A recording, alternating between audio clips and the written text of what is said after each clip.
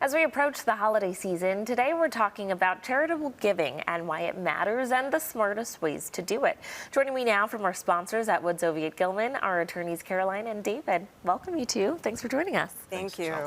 Alrighty, it's holiday time. That's when people are thinking about giving back, including charitable giving. So tell us why people should give. Sure. It is both good to do and good for you. So obviously, causes that warm your heart, supporting them. But in addition, it's smart for you because it offers a tax deduction both for income tax purposes and estate tax purposes. That's right. So we want to talk about both good and smart today. Yes. So there are benefits beyond doing just the right thing, right? Yes. It's important to find, as Caroline alluded to, something you're passionate about, right? So one of the wonderful things we've experienced this year partnering with Daytime Buffalo is seeing the pet rescue mission, seeing the cancer research, heart donors, all kinds of wonderful causes. Finding something that you're passionate about, that you want to give to, should be the motivating factor.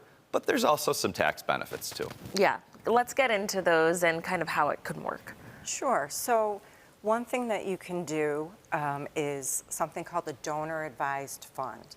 So a donor-advised fund is where you decide that you want to give now, get the tax breaks now, so for end of the year, but you can spend the next year in 2026 deciding where you want to allocate that money to. So again, today we had seen the arts you can support, medical causes, our favorite animal rescues. You can decide over the course of the year how you want to allocate the money, which ones you want to donate to, but you get the benefit now for the end of the year. Which is really good. So how does it actually work as far as filing, and what do you need to know when you're doing these charitable donations? Sure. So let me just answer your question by jumping off from what Caroline said, Chelsea, which is donor-advised funds are pretty easy. You can work with your financial advisor, set that up. You can do it yourself online. If you want more control and do all the mechanics and the administrative piece yourself, and some people want that, you can set up a private foundation.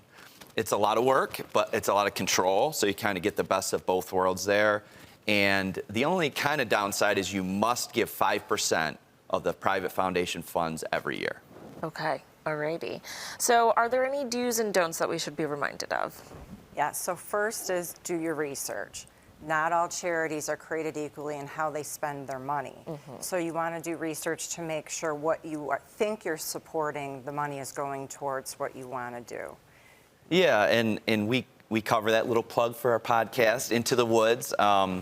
We covered this charitable topic in excruciating detail, which we'd encourage people to listen to. It's on Apple Podcasts, Spotify, etc.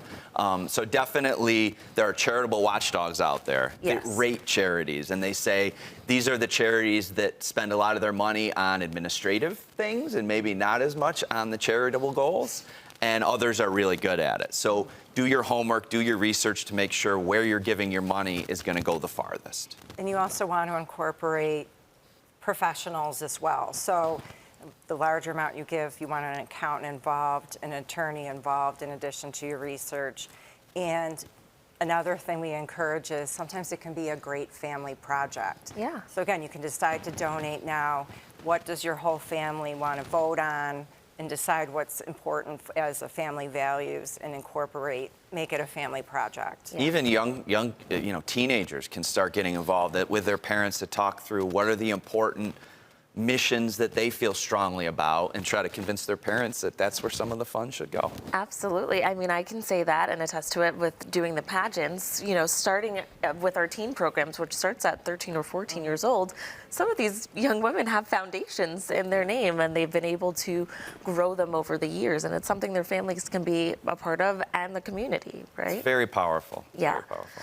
Okay, so this is a lot of great information. Like you said, you have a whole podcast on it, and our viewers can go to you directly with any questions. What's the best way to contact you and learn more? Sure. Obviously, the phone is 716-248-3235. You could also Google Woods Oviatt Gilman.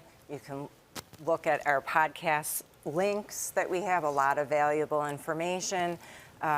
or email us as well, which I think you have that information for the viewers. Yes, we do. Well, thank you again for stopping by, giving us a good idea during this holiday season. It is all about giving, and you can get something in return as well. Viewers, if you'd like to get advice on charitable giving, you can connect with our sponsors through their website at woodsoviatt.com or call the number right there on your screen. Thanks again for coming in. Thank you, Thank you. Chelsea.